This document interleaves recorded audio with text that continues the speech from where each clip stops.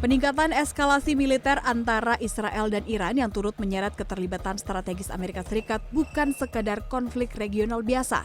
Banyak analis melihat ketegangan ini sebagai titik krusial yang dapat memicu pergeseran besar dalam geopolitik global. Iran bukan pemain kecil dalam sistem ekonomi dunia. Negara ini memiliki sekitar 208 miliar barel cadangan minyak atau sekitar 11-12% dari total cadangan minyak dunia. Selain itu, Iran memproduksi lebih dari 3 juta barel minyak per hari dan menyumbang sekitar 4-5% pasokan minyak global, menjadikannya salah satu pilar penting dalam organisasi produsen minyak dunia atau OPEC. Negara ini berada di sisi utara Selat Hormuz, jalur laut yang menjadi salah satu choke point energi paling penting di dunia. Sekitar 20% perdagangan minyak global melewati jalur sempit ini setiap harinya. Tidak mengherankan jika eskalasi konflik di kawasan ini langsung mengguncang pasar energi dunia. Penutupan jalur pengiriman minyak, gangguan kilang, hingga serangan terhadap infrastruktur energi telah memicu lonjakan harga minyak dan kekhawatiran krisis energi global.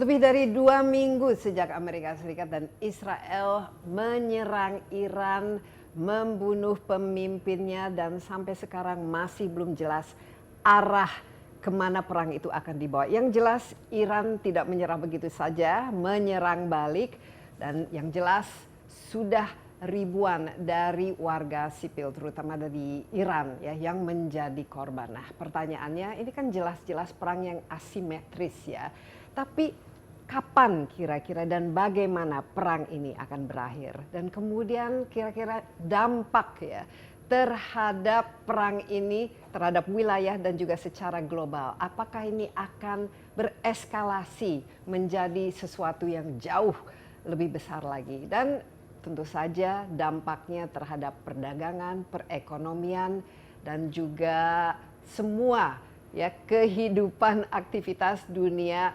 gara-gara harga minyak naik. Ini pasti juga akan berdampak terhadap Indonesia. Nah, untuk menjawab pertanyaan-pertanyaan ini, saya sudah ditemani oleh teman saya juga, tapi seorang pakar nih kalau bicara mengenai perang ini adalah ahlinya, Kony Rahankudini Bakri, yang sekarang ini menjadi guru besar hubungan internasional di Rusia. Ini jauh sekali ya, di Saint Petersburg State University. Tapi belum jadi orang Rusia kan sekarang ya? Maksud jadi orang siapa? Green card udah? Green card sudah. Bahasa Rusia sudah? Belum, karena aku ngajar di HI, semua studentku bahasa Inggris, dekanku bahasa Inggris, vice rectorku bahasa Inggris, jadi nggak improve bahasa Rusianya. Ya aduh, tapi susah bahasa susah Rusia. Ya. Tapi orang Rusia friendly ya sama Kony. They are very friendly, they are very nice, they are very committed. Dan orang Rusia itu nggak pernah bisa melupakan sejarah. Kan ada ceritanya kenapa aku di Rusia, ya kan? Waktu itu kita berseberangan, Mbak Desi on Zelensky side, I'm on the Putin I'm not on any side, I'm on the side of peace. Oke. Ya, waktu aku melihat Putin itu punya reason untuk berbuat sesuatu, dan aku berpikir itu adalah cara yang memang Rusia harus pilih menghadapi negara-negara proxy atau memusuhi dia gitu. Nah, karena itu aku kemudian mendapatkan medal kehormatan dari dari Foreign Putin. Affairs ya, dari Lavrov. Nah, dari situ diundanglah menjadi guru besar di 3 university actually. Aku disuruh pilih antara Kazan because majority they are Muslims, ya kan, banyak orang Aceh di sana. Kemudian ditawarkan di Moskow University, cuman aku nggak terlalu suka kota besar, crowded. Dan Saint Petersburg cantik ya. And Saint Petersburg is very beautiful. Tapi aman di sana, maksudnya nggak dimata-matai atau dianggap apa? Dimata-matai oleh siapa? Nggak tahu siapa. KGB. FSB. No, they are become my friend now. Oh, they're your friends now. Okay. Interesting. Tapi dengan Presiden Putinnya sendiri sering ada tatap muka begini? Sering, karena aku kan juga sebelum berangkat ke sana nih, aku kan sempat 2 tahun menjadi member of the Valdai Club. Valdai Club ini adalah think tank advisor to the president. Jadi ya rutin kita ketemu. Dan senangnya di Rusia itu, kalau saya boleh bandingkan ya, di sini ini kan pakar diundang, disuruh ngomong, yang harus dengar malah pergi. Betul nggak sih? Iya, biasanya baca keynote speech. Iya, abis keynote speech mereka pergi. Soalnya sibuk. Di Di Rusia pejabat nggak- kita itu sangat sibuk orang-orangnya. sangat sibuk. Di Rusia nggak bisa. Even level prime minister, deputy prime minister, they will listen to you. Mungkin Mbak Desi dengar ya, tiba-tiba aku juga involved di creative industries, which is not actually my subject. Tapi itu hanya karena dalam satu diskusi Valdai, the prime minister, the young prime minister, which is very close to President Putin, Maxim Oreskin, itu leading a creative industry-nya Rusia. Karena by 2030 Rusia itu udah harus jadi negara yang hidup karena creative industry. Iya. Sudah nggak boleh on oil and gas anymore. Ini planning Putin sesuai dekretnya. Nah waktu itu aku menanyakan question gitu yang agak dalam, langsung dia lihat aku gitu. Oke, ikut saya ke Moskow. Kita coba lihat creative industry seperti apa. Jadi di sana itu akademisi itu dilihat pemikirannya, kadang pertanyaannya, not only your statement tapi your questions. Dan ketika question itu dianggap dalam gitu atau dianggap baik, kita langsung dilihat langsung. Yang kedua misalnya, aku kan di international relations, nothing to do with neuroscience, betul nggak? Nothing to do with neuroscience, atau nothing to do with rare earth material. Tapi passionku ke sana dalam tulisan-tulisanku di Valdai, tulisan-tulisanku di beberapa jurnal di sana, aku lebih melihat dunia ini akan perang karena rare earth. Karena sekarang if you talking about BRICS, ya kan? Kita tuh penguasa rare earth termasuk Indonesia. Dan menurut aku the new oil Itu rare earth. is rare earth material. Nah tapi kan aku nggak bisa go deeper if I don't talk to the another department. Tapi itu begitu vice rectorku realize, oh kamu passionnya ada ke sini. Ya udah, dekannya dipanggil, aku dibukakan link. Coba di Indonesia dianggap, ngapain kamu masuk ke wilayah saya gitu. So it's very different atmosphere and that's why I like it. Jadi pada intinya otaknya Bu Koni ini ya kapasitas Dan call me Bu, jadi aneh. We are friends. otaknya Koni ini tuh betul-betul dimanfaatkan bagi teman-teman di Rusia untuk membantu memajukan negaranya. Jadi lebih ya daripada di Bukan cuma Indonesia. jadi gini, kan di sana tuh apa orang yang berpikir di luar box atau kita sebutnya Out of the begitu. box. Iya, Out of the mereka box. nyebutnya begitu. Tapi kalau aku mungkin karena aku tuh selalu melihat sesuatu tuh nggak sama dengan orang lain. Itu aja, saya nggak nyebut dia di outside or inside the box. Tapi sometimes the way I think itu different. Contoh, ketika orang semua bicara soal, oke, kita sekarang mesti cyber, kita sekarang mesti bicara tentang bagaimana perang maya gitu. Aku enggak, tiba-tiba aku bilang enggak, perang ke depan itu kita harus lebih keren, aku bilang gitu. Apa? Neuroscience. Bayangkan neuroscience dan terus aku baca ya, ternyata dokumen-dokumen dunia itu yang pertama merumuskan neuroscience itu justru Rusia. Nah kemarin kan dia slow down tuh. Begitu aku ngomong itu dan kemudian rektor fasilitasi, sekarang kami di HI juga connected to the neuroscience department. Ya, luar biasa. Tapi ya, kalau saya lihat ini memang betul-betul dimanfaatkan dan juga diapresiasi kan semua sumbangan-sumbangan dari pemikiran Koni itu sendiri. Dan aku suka karena berarti yang aku pikir berguna gitu loh. Iya. Iya kan? Jadi kelihatannya sepertinya casingnya merah putih tapi dalamnya sudah Hatinya udah merah putih biru. Dan putra mahkota ini Mbak Desi, he is very strong person karena bapaknya itu lebih calm ya if you see. Tapi kalau dia memang sudah anti barat since dari dia muda, udah anti barat. Dia mungkin melihat pengalaman hidupnya bagaimana dan apa barat memperlakukan Iran.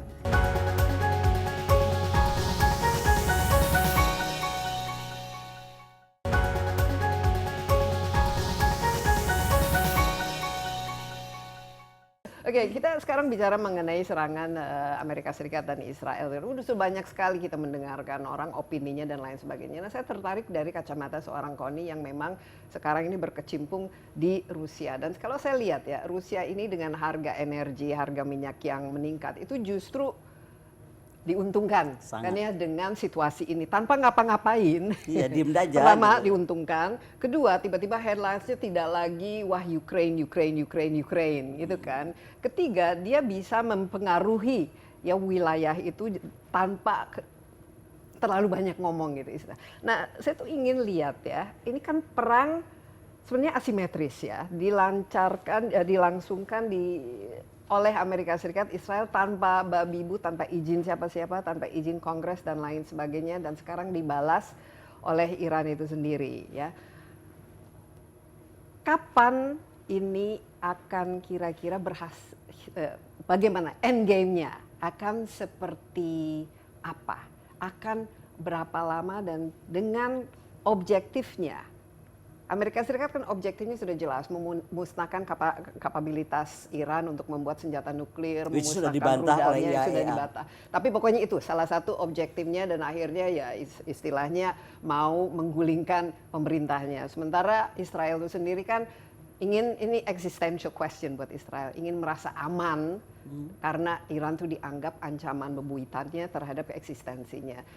Objektif ini akan tercapai kapan atau kira-kira seperti apa? Aku melihatnya gini, ini agak bahaya di konstelasi sekarang. Karena untuk Iran yang pemimpinnya dihancurkan begitu saja, kemudian susunan kabinet lah, atau enggak, walaupun nggak seluruhnya, lalu keluarga pemimpin, kan ini kan kena semuanya nih, keluarga pemimpin, susunan pemerintahan. Apalagi yang kemudian diangkat, ini kan nggak biasa. Mereka tuh nggak sistem bapak ngangkat anak lalu ngangkat lagi anak. Makanya Indonesia nggak boleh ngikutin kayak gitu. Bukan dinasti. Bukan dinasti. Jadi ini juga catatan. Ini nggak pernah terjadi sebenarnya di Iran. Semua itu ada kayak apa sih, majelis wali amanahnya lah kira-kira kalau di UI itu ya. Ada MWA-nya, ekosistemnya. ada ekosistem yang akan nilai ini boleh, ini calon, ini bukan gitu kan. Ini sudah cukup di breeding atau ini belum ada pengalaman. Nah, tapi dalam kasus ini karena hampir semua dilumpuhkan dalam sesaat, maka diangkatlah sang putra mahkota. Dan putra mahkota ini, Mbak Desi, he is very strong person karena bapaknya itu lebih calm ya, if you see. Tapi kalau dia memang sudah anti barat since dari dia muda, udah anti barat. Dia mungkin melihat pengalaman hidupnya bagaimana dan apa barat memperlakukan Iran. Jadi dia sudah anti barat. Lalu kemudian dia melihat keluarganya gugur. The wife, the daughter, ya kan, the father. Jadi menurut aku dia pasti datang dengan anger dong. Dan dimanapun di dunia sebuah pemerintah baru itu pasti masih ada goncangan, Iya, baik ada vakumnya, ada vakumnya di dalam negeri juga tarik mungkin ulurnya. ada, yes exactly. Apalagi kan ada isu waktu itu Reza Pahlavi mau didatangkan, anaknya Shah yang Syah, justru betul. Jadi menurut aku nggak mudah dan mungkin sedang di dalam sendiri dia lagi di pantas nggak sih lu, kira-kira kayak gitu ya. Nah, dengan berapa 4 faktor itu tadi aja, dia pasti akan muncul dengan tipe pemimpin yang keras, yang sangat solid gitu statementnya. Contoh, perhatikan, dia bisa ngomong atau orangnya dia ngomong, termasuk tentaranya, bahwa siapapun yang mau melewati Hormuz harus make sure negara itu mengusir dubes Amerikanya. Iya. Itu kan kelas banget, nggak ngancem, nggak apa, tapi orang langsung mikir loh, kapal gua nggak bisa lewat nih kalau gua nggak ngusir dubes. Itu kelas banget. Terus Menlu-nya, ketika ditanya, saya lupa ya, kalau nggak salah adalah satu media barat, aku nggak boleh sebut nanti jadi saingan. Pokoknya media barat yang kemudian ditanya Menlu-nya itu, kamu gimana? Ini Amerika tuh akan terus nyerang kamu. Saya tunggu. Dan mukanya tuh ketika ngomong saya tunggu tuh kayak orang, ya udah, gue sambut tuh gitu. Jadi intinya mereka tuh kalau bahasa gaulnya tuh siap lahir batin. Karena saya udah ulangi di mana-mana, Iran itu peradaban. Iya. Jauh lebih tua dari manapun. Jauh sebenarnya. lebih tua. Jadi mereka tuh sudah masuk ke dalam sel DNA-nya mungkin tentang bangsa yang resiliensinya tuh tinggi. Ya kan, dari sejarah nenek moyangnya mereka kan terus dihantam oleh Arab, oleh Romawi, oleh Alexander, oleh semuanya. Tapi mereka bisa bertahan. Jadi kebayang gak sih? Nah, at the same time Israel juga sama dong. Israel juga bukan negara biasa-biasa aja. Aku gak pernah ketemu nih apapun dokumen yang menyatakan sebuah negara dianggap bubar 2000 tahun, lalu muncul lagi, lahir lagi dan jadi lebih berkuasa sekali dan karena berkuasa. mereka bisa menyetir orang yang menyetir berkuasa. Amerika Serikat. Exactly. Katanya perang ini lebih merupakan agenda Israel ketimbang agenda Amerika Serikat. Betul. Agenda siapa aku nggak tahu, tapi kalau aku lihat momentumnya, jadi Trump ini rupanya udah gemes sama Iran. Whatever di kepalanya itu. Ini ada sesuatu yang menurut aku Amerika salah hitung ya, atau Trump salah hitung. Mungkin dia pikir akan sukses, dia breeding Reza balik nih. Ya. Dari Belajar dari Prancis. Venezuela mungkin kan. Mungkin dia breeding nih Reza, oh kayaknya udah balik. Tapi mungkin kan dia lebih tahu lah, CIA-nya mungkin udah lebih kuat menyatakan nggak mungkin. Harus ada sebuah dentuman. Kan negara itu bisa berganti pemimpin ketika ada dentuman politik yang besar di dalam negeri. Maka ketika Israel akan menyerang, mungkin dia terinspirasi, ya udah gue ikutan deh. Ya kan, nanti aku ambil keuntungan nih pemimpin yang dari aku udah jadikan bonekanya aku masukin. Yang salah adalah tadi ternyata tidak semudah itu untuk menjalankan, itu namanya Jakarta Method karena pertama kali diaplikasikan di Indonesia. Jakarta. Iya. Dan kita lihat ya Vietnam kan begitu gagahnya Amerika masuk ya untuk memusnahkan komunisme yang ada babak belur kan malah. babak belur, Iya, kalah iya. sama Vietnam karena resiliensi sama resistensi itu. Resistensi. Nah, ini mengenai regime change ini karena disebutkan sendiri oleh Trump ya, ayo masyarakat Iran, this is your time. Nah, Ya, gitu. dia Kira-kira ajak- dari masyarakat sipil dan juga civil society yang di Iran dan juga diasporanya akan bisa nggak terjadi perubahan regime sesuai yang diinginkan oleh Donald Trump dan Aku pikir momentumnya Netanyahu. salah ya. Kenapa momentumnya salah? Satu yang dia nggak hitung adalah dia membom sekolah anak-anak perempuan. Dan itu korbannya banyak sekali. Itu sudah membuat kemarahan. Kedua, foto ketika kepala negara meninggal di tengah reruntuhan dengan tetap tenang dan senyum, itu kan you look like, you know, like a great Iya. angelic leaders. You know, it's not like orang biasa yang mati kayak even ingat nggak Saddam Hussein jadi meninggal. martir kan? Nah, ini jadi martir karena Malahan jadi wah, malah membuat menyatukan bangsa. kayak kita punya common enemy nih. Nah, yang ketiga, saya bilang tadi, dia orang juga akan lihat dengan cepat. Oh, ini berarti karena dia nggak bisa atau ingin mempercepat Reza masuk gitu. Jadi menurut saya, walaupun ada yang mau Reza atau era Reza kembali hidup, kan waktu itu katanya perempuan bisa nyetir, nggak usah lagi pakai baju abaya atau burka ya, burka. ya nggak usah burka. Berapa persen daripada orang yang marah, karena ini udah masalah negara, masalah kehormatan, masalah negara berdaulat yang diganggu gugat, gitu loh. Makanya kalau Mbak Desi perhatiin kenapa tiba-tiba aku juga jadi kencang soal BOP, karena bahaya betul kalau kita tetap di BOP dengan kondisi Trump yang ternyata bisa one decision without talking to anyone, ya kan? Eropa pasti berpikir karena dia tahu nih perang ini tuh bukan model perang. Orang kan semua nanya gini, bukannya bakal perang dunia ketiga enggak? Perang dunia ketiga mungkin yang kita pikirin. Yang lebih ngeri adalah perang yang kita nggak bisa duga.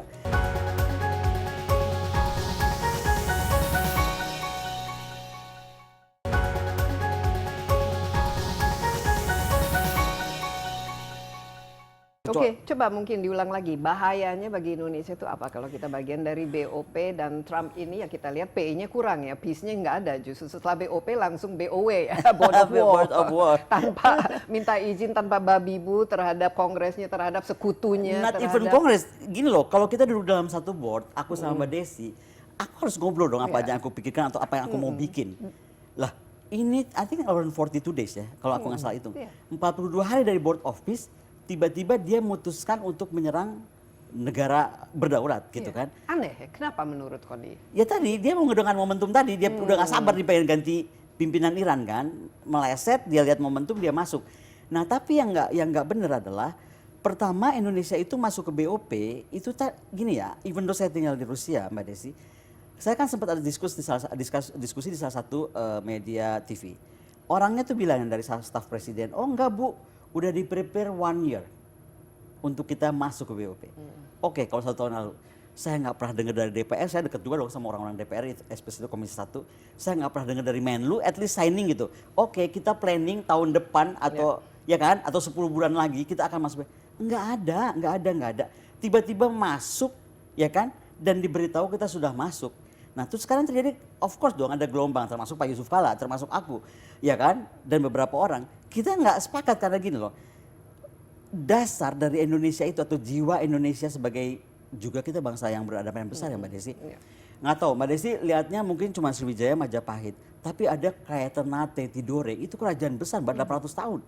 Even Banten itu 200 atau 400 tahun. Jadi kita tuh memang Kita justru pusat di mana semua orang ingin mengambil kita karena kekayaan kita dan kekuatan kita. Dan karena kita balancing kan, balancing. Nah, tiba-tiba ya kan, ada yang lupa bahwa basic kita itu adalah negara yang menghormati, terutama ketika Soekarno ada ya, menghormati bahwa kemerdekaan adalah hak segala bangsa. Disinilah titik sebenarnya kita jadi bahaya di BOP karena yang sedang dihancurkan oleh Trump dan sedang duduk sama-sama dalam satu board yang namanya BOP adalah kemerdekaan sebuah bangsa bernama Iran. Itu yang menurut saya jadi banyak salahnya Trump tuh di situ. Iya, dan ini ya katanya sekarang kalau tidak menguntungkan Palestina akan keluar dari BOP gitu. Gimana menurut Koni? Ya, sekarang kalau nggak menguntungkan Palestina, since the first day Emang tidak menguntungkan. tidak ada Palestina di sana ya sudah tidak menguntungkan gitu. Makanya waktu pertama kali strike terjadi dan kemudian dinyatakan kepala negara Iran meninggal, saya bilang langsung, saya bikin di Instagram saya bicara di media, ini loh Pak Prabowo, inilah exit door kita. Kan gini loh, kita dalam satu board harus punya cara yang elegan dong. Kita kan negara nih. It's not Prabowo Subianto versus Trump. This is Indonesia. Betul nggak? Dia kan kepala negara, ada beban kepala negara di sini. Jadi menurut saya adalah disitulah dia ngomong sebentar. Waktu lu ngajak gua ngobrol, kita ini mau bikin peace. Pertama Palestinanya belum masuk, kita harus bujuk masuk. Ini belum terjadi, kamu malah bikin serangan ke Iran gitu loh. Iya, dan ini memang sesuatu yang mengagetkan seluruh dunia, sekutunya juga. Betul. Juga makanya kita lihat Eropa kan ketar-ketir memberikan inilah Atau berubah-berubah, iya. kecuali Spanyol. Mendukung juga bagaimana, tapi Nah, karena ini pernyataan Mbak Desi ini menarik. Eropa pasti berpikir karena dia tahu nih perang ini tuh bukan model perang. Orang kan semua nanya gini, bukannya bakal perang dunia ketiga enggak? Perang dunia ketiga mungkin yang kita pikirin. Yang lebih ngeri adalah perang yang kita nggak bisa duga. Karena perang ini udah lebih dari perang dunia ketiga. Karena ini akan jadi perang planet. Bagaimana mungkin? Sekarang majority minyak dunia itu yang bagus ya kualitasnya itu dari Timur Tengah. Sekarang Timur Tengah bagusnya daripada Trump, dia itu pernah bikin Abraham Accord, which is mendamaikan Timur Tengah. Si Israel mau berteman dengan negara-negara Teluk, majulah mereka dengan konektivitas negara Timur Tengah, kemudian dibangunlah di bawah Hormuz semua kabel-kabel yang mengontrol 47 or something ya, sistem komunikasi fiber optics, sistem komunikasi dunia, dan mereka kita tahu Dubai seperti apa, Abu Dhabi seperti apa, Qatar seperti apa. Mereka hidup sebagai hub, not only the hub of oils, tapi the hub juga of sistem communication dan perbankan and so on and so forth. Bayangkan nih, aku sih nggak ngebayangin negara ya, tapi pengalaman dari Nord Stream waktu Ukraine dan Rusia, Nord Stream 1 disabotase. Sampai hari ini kita nggak tahu perorangan kah, negara kah, siapakah, dan negaranya mana dan orangnya siapa, nggak pernah saya tahu. Demikian juga Nord Stream 2. Oke, ini kan sama-sama di bawah laut nih. Lah, kebayangan nih, mungkin ada Lone Ranger dari Iran yang jago nyelam, yang mungkin dan mungkin dia bilang, wah daripada kayak gini-gini nih ternyata negara gue diginin, dia putus, selesai. Jadi menurut aku nih perangnya udah perang, semua orang akan terdampak, bukan cuman negara yang bertikai, atau ada yang bilang ini kalau ditarik ke regional akan no more karena than sekarang kita interconnected world, kita semua globalisasi, exactly. perdagangan, ekonomi semua sudah menyatu lah istilahnya. Nah ini kembali ke pertanyaan saya, ini kan perang berarti untuk mengalahkan, ya kira-kira bisa Amerika dan Israel ini mengalahkan Iran, apalagi melihat reaksinya Iran. Jadi senarionya itu gimana? Senario siapa yang akan menjadi pemenang dan bagaimana? Kalau meluncurkan dengan drone dari atas dan menghancurkan serangan itu ya mungkin bisa rusak ya. Tapi kita lihat kan Iran kan banyak cara kan untuk menyerang balik. Iya, kan? dengan asimetris itu, betul. Ya, apalagi tetangga-tetangganya ini kan semua tadi negara-negara Teluk ini kan mereka ke Amerika Serikat buat apa ada Amerika kalau kita justru jadi sasaran. Jadi gini, kan? Ini perang menjadi menarik karena kita nggak cuma ngomong militer. Kalau ngomong militer kan begitu Iran menyerang negara-negara yang anteng-anteng aja, sebenarnya kan negara Teluk ini nggak ada urusannya kan. Tapi tiba-tiba diserang dan dia serang seaport dan airport, itu kan menunjukkan bahwa lu deploy nih pesawat tempur lu atau apapun, atau pembom atau apapun dari tempat kamu, saya nggak akan serang pangkalan apa yang membuat kapal itu apapun itu bergerak, tapi saya akan buat sentra-sentra ekonomi kamu mati. Iya, kayak Dubai misalnya, ini hotel-hotelnya diserang, mungkin semua. siapa. Karena kan buat Iran menurut aku ya smart move-nya dia. Satu yang dia pegang sekarang energi.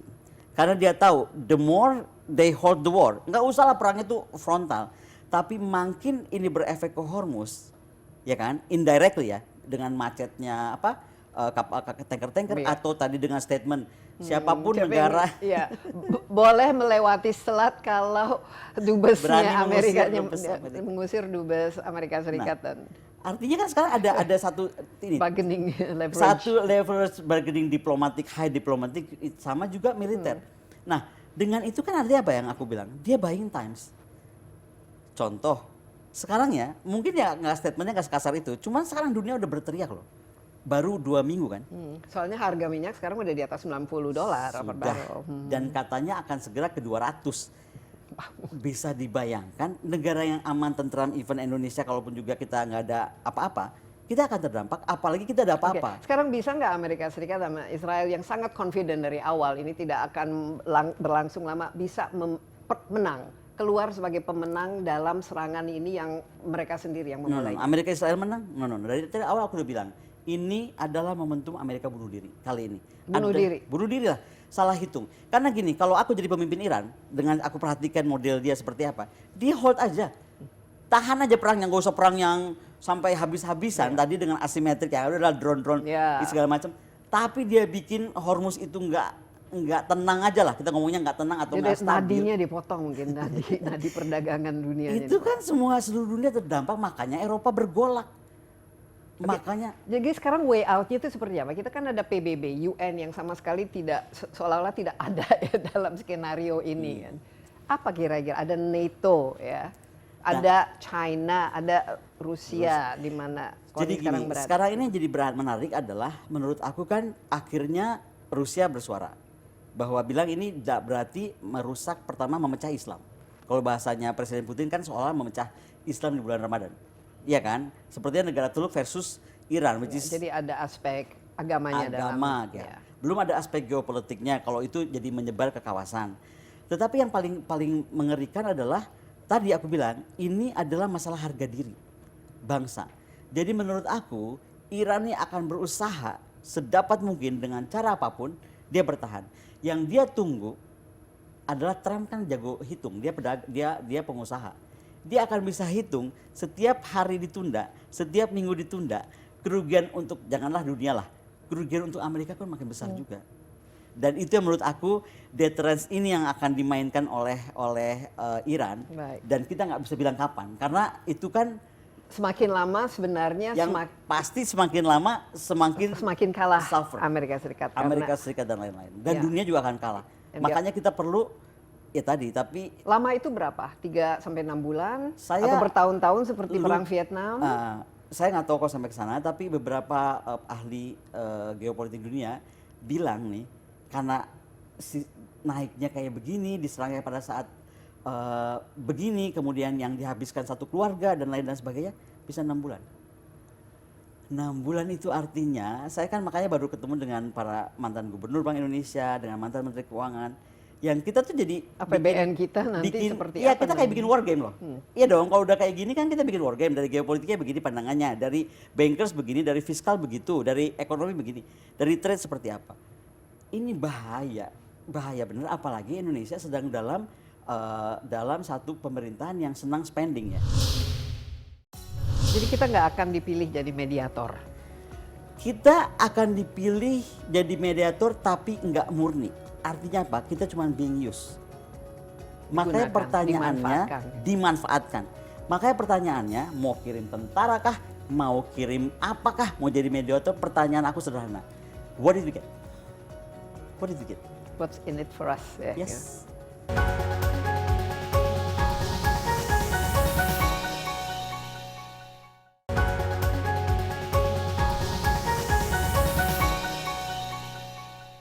Saya ingin kembali ke inti dari Konteks percakapan ini mengenai perang di Iran ya yang diluncurkan oleh Amerika Serikat dan Israel yang sebenarnya bukan. Ini oleh Donald Trump dan yang namanya Bibi Netanyahu. Karena ya dia tidak berkonsultasi juga sama Kongres, dia juga mungkin tidak berkonsultasi sama, dia hanya headset sama hanya segelintir orang mungkin jadi istilahnya, dan tidak berkonsultasi dengan sekutunya, dengan NATO-nya, dengan ini, karena dengan kawan-kawannya, dan bahkan tidak ada yang istilahnya waktu itu Presiden Bush ingin menyerang Irak, dia kan minimal pura-pura ada weapons of mass destruction, kirim orang ke sana untuk cek dan nanya-nanya gitu untuk mendapatkan legitimasi. Dia assuming, jadi ini sebenarnya kan adalah ya mungkin ini sekarang memang begitu ya stylenya, style pemimpin itu memang begitu. Tapi kembali ke siapa yang menang, siapa yang kalah. Karena kalau tidak, lihat aja yang Ukraine, katanya kan seminggu akan selesai kata Rusia, 2 minggu, 2 bulan. Sekarang 4 tahun kemudian masih berlangsung perang itu. Ini how will it end gitu? Same thing waktu Rusia Oke, Ukraine ngomong Putin will end, ya kan? Zelensky bilang Putin will end. Putin juga bilang, ya, why? Karena dari waktu aku udah bilang, sejarah perang Eropa, aku sendiri dari awal ngomong ini perang bakal lama, karena sejarah perang Eropa itu selalu perang panjang. Ya, tapi ini nggak akan 3-6 bulan. Rusia dan Ukraine itu sudah bertahun-tahun. Bertahun-tahun. Gitu. Nah, apalagi yang kembali kenapa saya tarik, kenapa aku orang satu-satunya ngomong soal peradaban? Yang lain kan cuma ngomong, oke ini Iran versus Israel. Tapi Ngomong apa yang bisa dilakukan oleh dunia yang masih waras, yang di bawah, yang masih hormat terhadap PBB, yang masih punya inilah istilahnya. Mbak Desi, I wish I can answer your question ya. Tapi gini, coba kita tarik. Punya ada perang pun kan ada aturannya kan. Ada rule of law-nya. Yeah. Tapi gini, jangankan kita ngomong mempengaruhi pemimpin dunia macam Trump yang jalannya zigzag. Trump ini kan kalau jalan kayak tabrak sana tabrak sini gitu. Kita ngomong di Indonesia aja, bagaimana kita mau meluruskan jika kemudian yang digunakan oleh negara atau oleh aktor-aktor negara yang punya akses kepada kementerian lembaga terkait, kemudian malah menyediakan buzzer untuk membentuk framing lain. Jadi sama, menurut aku juga di sini tuh di dunia sedang terbelah karena ada framing. Kita kan lagi ngomong konteks nasional ya. Dalam konteks internasional yang memainkan ini, makanya yang kemudian kita harus salut bagaimana kita perhatikan ya pemimpin macam Putin, diam tapi ngomongnya strategik. Misalnya, oke, kalau gitu sekarang minyak Rusia akan dijualnya ke non Barat. Itu kan udah bahasa tingkat tinggi. Cina dalam diamnya membantu banyak hal kepada Iran. Betul kan?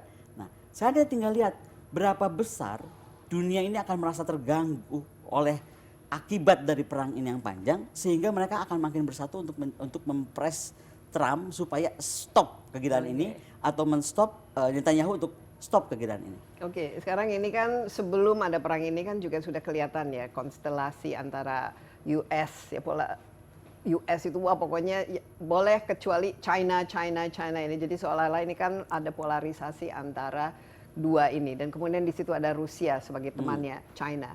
Ini kita tata ya.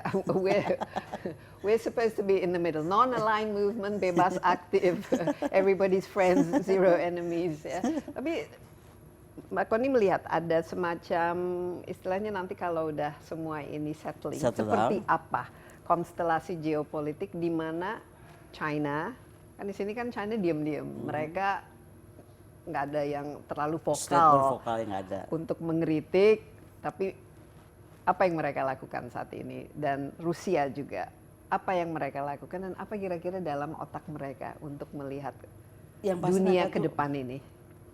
Yang pasti untuk pemimpin-pemimpin kelas negara dunia nomor 2, negara nomor 3, nomor 4 dunia, mereka tuh sangat strategik. Jadi tadi bagaimana menyatakan atau mempermainkan momen ini tanpa ada serangan. Yang kedua kita mesti lihat juga konteks perang sekarang ini kan aneh. Ini nggak cuma Iran selesai. Bisa nggak mundur dikit ketika tiba-tiba ada seorang presiden lagi tidur diculiklah sama Trump, Maduro, ya kan? Kemudian misalnya Spanyol ketika tidak setuju dengan serangan ke Iran langsung dimainkan secara tarif dan sebagainya. Jadi elemen ekonomi. Nah ini yang membuat perang sekarang susah seperti kita meramalkan perang dunia kedua. Itu jelas ya siapa punya nuklir. Oke, gitu kan. Dan ada aturannya kalau negara NATO atau negara Warsaw Pact gitu. Jadi dan ada International Atomic Energy Agency yang ngatur gitu kan jalannya uranium kemana. Sekarang kita di abad tadi yang saya bilang, mungkin abadnya udah rare earth, abadnya sudah thorium, udah generasi baru dari perang nuklir ya kan. Tapi yang paling gila di perang yang sekarang ini nggak perang dunia ketiga, eskalasinya lebih parah dari perang dunia ketiga karena semua aspek dimainkan, ekonomi, energi, whatever, you name it, geopolitik, ya kan, semua dimainkan. Jadi ini sepertinya semua aspek dari ketahanan negara. Kan ketahanan negara ini ada yang bilang cuma pertahanan, salah karena pertahanan sekarang itu harus segala macam, teknologi, science, ekonomi, itu semua tuh sudah bersatu menjadi ketahanan. Contohnya kenapa Iran tuh hebat, dia bangun selama 47 tahun itu yang membuat Amerika kaget lah, kok bisa begini Iran.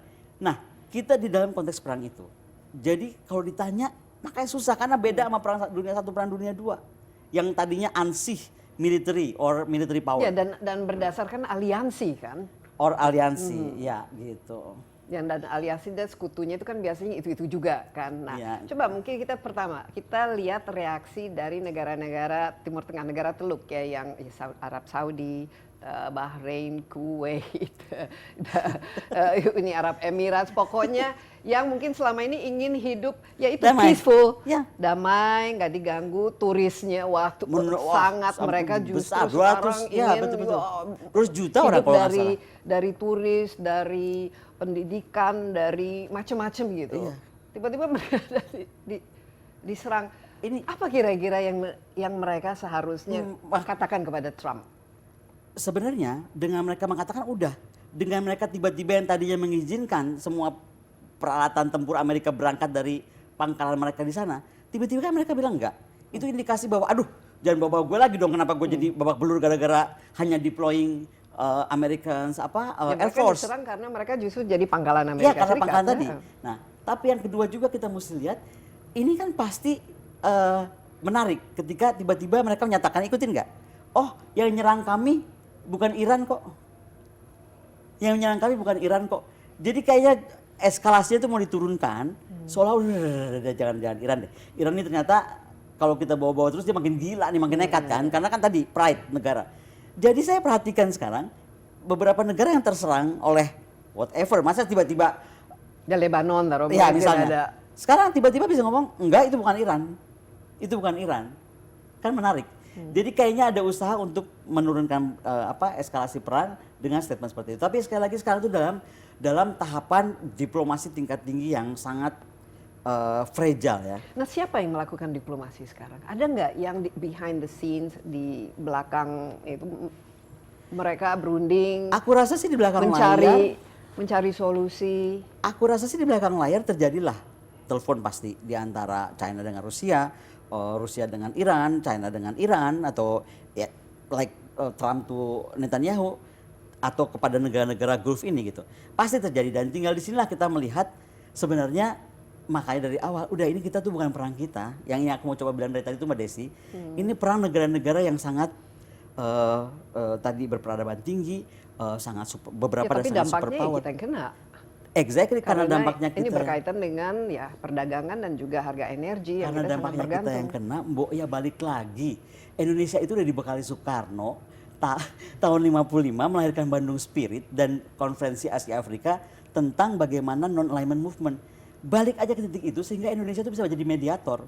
Sekarang semua penolakan yang di media massa tentang kita nggak setuju BOP itu kan juga diserap oleh berita itu di dunia. Tapi kalau kita memang tadi ada tawaran jadi mediator, kita ke Iran gitu, ke Teheran. Kalau ditawari ya, beda dengan menawarkan diri. Ini juga beda nih. Nggak bisa nih. Seorang mediator itu dipilih, bukan mengajukan diri. Dan dia akan dilihat karena dia udah sanggup nggak. Contoh, kenapa Abraham Accord terjadi? Mungkin di satu titik akhirnya negara Teluk waktu itu dan Israel lihat, udahlah yang bisa dudukin kita cuma Amerika Serikat. Makanya kemudian Jared bisa sukses melahirkan Abraham Accord. People searching for him and for the father that time in the first term. Yeah. Nah sekarang Indonesia ini yang tadinya mainannya juga di Indo-Pasifik, kekuatan militer kita juga not even regional, I'm sorry to say this ya kan, tapi aku sih de factonya aja. Kita Green Water Navy aja belum gitu kan. Sekarang tiba-tiba udah mau jadi punya kapal induk, main di dunia lain. Sebentar, before you go there, you have to make sure your own house itu, your own home, itu betul-betul udah bisa kita kontrol. Otherwise, kita berantakan dong. But last but not least, tentara kita itu namanya Tentara Nasional Indonesia. Artinya memang kita tuh harus untuk kepentingan nasional.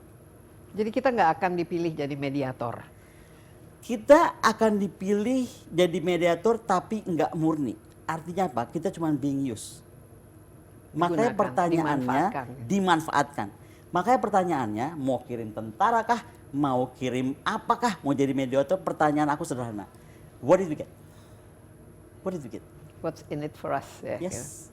Jadi Otherwise kita cuma spending time, spending uang, spending something yang sebenarnya bisa lebih berguna untuk Indonesia sendiri. Nah yang aku takut nih, zigzagnya Trump, tiba-tiba dia mau exit door apa nggak ngerti dari perang Iran ini, balik lagi Laut Cina Selatan, balik lagi Cina, itu yang kita harus jangan sampai hindari. Kalau itu sih benar-benar di samping kita, di depan mata kita.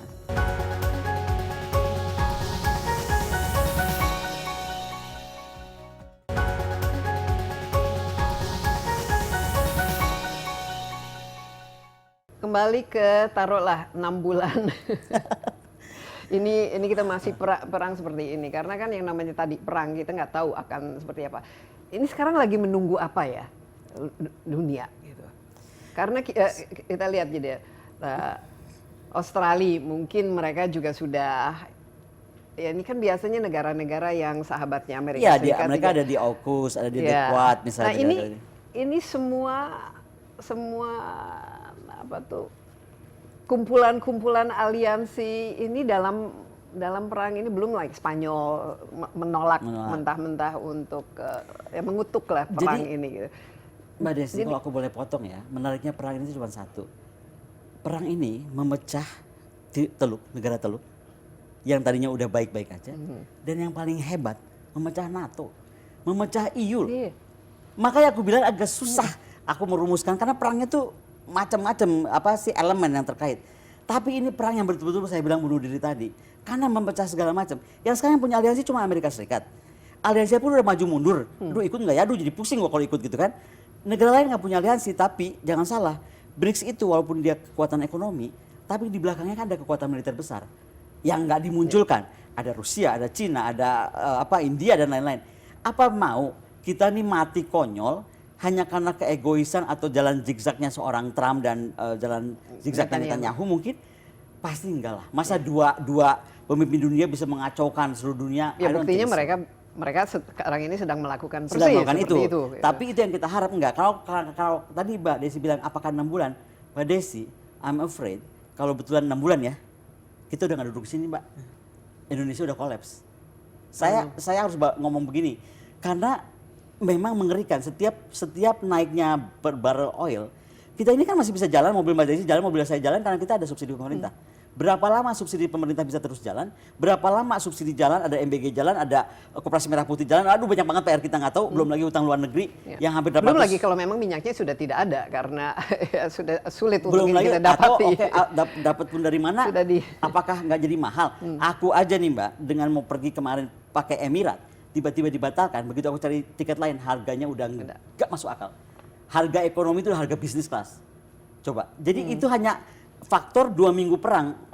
Bayangkan coba kita tahan 6 bulan. Ya, kita ini udah worst case scenario, tapi kalau kita melihat perang itu yang namanya itu tidak bisa ada pakai set waktu ya, pokoknya hanya bisa selesai dalam 6 bulan ya, karena banyak sekali faktor-faktor yang tidak terduga. Nah, salah satu yang menjadi objektif yaitu Iran diserang oleh Israel karena selama ini ya selalu dituduh bahwa mengganggu lah oleh Israel itu harus kalau bisa Iran itu tidak ada gitu. Nah ini kira-kira objektif itu dengan serangan ini dilakukan nggak akan tercapai. Ini kan justru malahan akan memperdalam eskalasi. Dan contoh aja ya, aku tuh nggak pernah pay attention to Iran before, nggak pernah lah. Nggak pernah, aku nggak tertarik malah. Selama ini kan China, Taiwan. Tapi begitu Iran dibegitukan sebagai negara berdaulat, kita langsung jadi sadar ini siapa sih, ini apa sih. Jadi nggak akan sesederhana itu. Dan sekarang coba lihat, even Spanyol udah standpoint. Meksiko juga jelas udah bilang. Jadi ini yang aku bilang, perang ini akhirnya jadi membelah dunia, memecah dunia. Tapi apa yang akan Israel lakukan? Karena mereka itu 150% ini invested dalam perang ini. Dan ingat mereka juga punya senjata nuklir kan mereka. Maksudnya pasti mereka tidak akan terima kalah. Sama halnya Iran juga akan terima kalah gitu kan. Tapi satu hal yang pasti ini kalau pandangan aku ya, segila-gilanya pemimpin dunia yang punya nuklir, mereka akan mikir untuk menggunakannya. Karena kalau udah perang nuklir, udah bukan perang antara siapa ke siapa, kita semua selesai. Jadi yang mau aku bilang, I don't think we are going to that level of nuclear war, nggak akan. Tapi kita akan ada dalam level sebelum nuclear power pun, nuclear war pun, kita udah sama-sama collapse karena semua elemen nasional sebuah negara bisa survive itu gugur semuanya. Ya. Nah kalau kita melihat objektif ini kan pasti ada scenario building ya. Sebelum orang perang kan kira-kira kemungkinan untuk menang berapa persen, kemungkinan untuk lama berapa persen. Kalau ini kan semua kan harusnya sudah dihitung ya. Di sini nggak ada ya, Mbak Koni lihat semacam kenapa perang ini dilakukan sekarang. Tadi memang disebutkan gemes, tapi menurut saya nggak juga. Kalau kita lihat kan kalau dari dulu Amerika Serikat itu masuk ke perang itu untuk hegemoni, untuk resource, untuk menggulingkan, untuk istilahnya supaya dianya menjadi negara adidaya. Tapi kalau ini tadi disebut untuk bunuh diri, itu it doesn't make sense. Sebenarnya enggak, dia untuk menggulingkan, Mbak. Dia untuk Iya. menggulingkan atau merubah pemerintahan. Iya. Tetapi karena caranya salah, momennya salah, ya mungkin tadi Gusti Allah Orasare, kok yang dimunculkan kepala negara yang meninggal dengan syahid mereka sebutnya kan, dan menjadi martir, berubah semuanya, langsung berubah eskalasinya, gitu. Apalagi yang naik kemudian anaknya, yang memang dari kecil udah anti Barat. Jadi itu yang aku bilang, ini tough, is a tough war. It's a tough war. It's a tough war. It's not only military. What I'm saying is not only military. Iya, tapi yang jelas tapi masyarakat semua. sipil yang kena korbannya aja Dan sekarang. seluruh dunia, even masyarakat sipil yang ada ke situ termasuk kita akan kena. Kemarin kawan kita Helmi Yahya malah ngitung. Sebenarnya kalau ini perang katanya terus terjadi, Indonesia itu diuntungkan. Menarik juga kan? Karena kan ada siapa ya? Saya lupa medianya, tapi dia ngitung nih. Kira-kira jika perang sampai sudah Ya katanya negara yang paling Ya, aman. paling aman. Kita Kalau nomor perang 4. Indonesia tuh ada di situ. kita ya. nomor 4. Kalau sampai benar begitu aku pindah ke rumahnya Mbak Desi aja. Rumah Gadang. Kita hidup di kampung halaman Kita jadi saja, hidup di ya. kampung halaman, Kita bertani. balik bertani. Bertani. Kita lupakan Iya. inilah Dunia modern tinggalkan. dunia modern ini. Mbak Goni, ada satu optimisme dong dari percakapan kita ini. Coba mungkin dari Rusia kira-kira akan apa yang akan mereka? Karena Rusia tuh, aku nggak bisa mewakili Rusia karena aku lihat Rusia berhitung banyak. Tapi dengan statement gini ya, Rusia juga punya sakit hati lah terhadap Amerika Serikat, deep down inside. Ukraine itu kan dijadikan proxy Iya. terhadap menyerang Rusia. Satu, dan Rusia ruginya banyak banget. Swift code dimatikan, kemudian nasional reserve dia ditahan di mana-mana. Betul nggak kan? Banyak hal lah dilakukan. Ada lebih dari 8.000 sanction, mungkin 20.000 sanction katanya kalau sampai yang kecil-kecil itu dilakukan kepada Rusia. Akhirnya kalau menurut aku, Rusia tuh ini kalau aku ya, aku nggak describe apapun dari pandangan kampus atau pandangan Presiden Putin. Menurut aku Rusia malah seperti menikmati, makan loh. Apa yang lu bikin sama gue nih, nah it's about time that you reap it. Jadi kayaknya Rusia pun akan bikin a little bit more suffer, ya kan? Karena gue punya oil, lu enggak. Iya. Iya kan? Dan nanti bisa bikin teman baru. Teman baru atau oke, aku bisa berkoalisi dengan siapa, itu menariknya. China juga mungkin At the same time, China. Taiwan udah nggak disebut-sebut lagi nih. Gitu. Enggak. Tapi ngomong-ngomong soal Taiwan, itu remind me of Board of Peace lagi. Si Board of Peace itu kan nggak Board of Peace for Middle East, Mbak. Untuk semuanya kan. I don't know, namanya Board of Peace Yeah. aja. Nah yang aku takut nih, zigzagnya Trump, tiba-tiba dia mau exit door apa nggak ngerti dari perang Iran ini, balik lagi Laut Cina Selatan, balik lagi Cina. Itu yang kita harus jangan sampai hindari. Kalau itu sih benar-benar di samping kita, di depan mata kita. Iya. Gitu.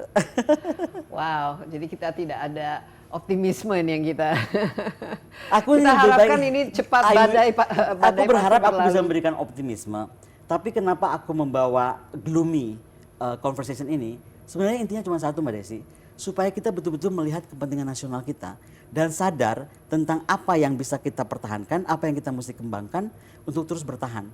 Daripada kita jumping to the new field yang we don't Nggak even know, tahu. ya gitu.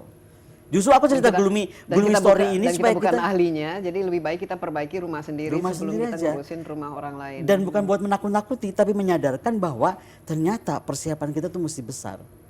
Supaya kalau kita shock akan sekuat Iran, Iran itu kan di shock, ya kan? Tiba-tiba coba dia mimpi apa lagi, anteng-anteng aja gitu, diserang lagi dengan sehebat ini. Dan coba kita lihat juga, yang kaget akhirnya bukan Iran, malah dunia Barat. Ternyata dalam 47 tahun silentnya dia itu, secara sains, secara teknologi, perang, Iya. secara semuanya dia udah unggul. Jadi kita benar ya, kita urus saja diri sendiri ya, berdikari. Berdikari, betul kalimat itu. Berdikari itu makanya swasembada ini penting ya, swasembada macam-macam pangan, energi dan lain sebagainya. Dan Memang mungkin harus tadi jadi. kita tiru aja, Putin itu sekarang menghidupkan creative industries. Karena sebenarnya dengan creative industry kan harusnya Iya, kita jadi- 280 juta. Iyalah, masa sih Itu kan konsumen, aset, ya kan? Aset. Iya. Ya udahlah, kita nggak urus. Jangan terlalu ikut campur. Urusan negara Jadi, orang. apalagi kalau kita sendiri tidak tahu apa yang akan terjadi atau apa yang akan berlangsung ya, yang ada Iya. kita rugi. Sekarang saja sudah dirugikan karena harga energi itu semakin lama semakin meningkat. Ini juga kesempatan untuk kita kembali ke renewable kita, ya, Betul. cari Aspek alternatif. ya, alternatif.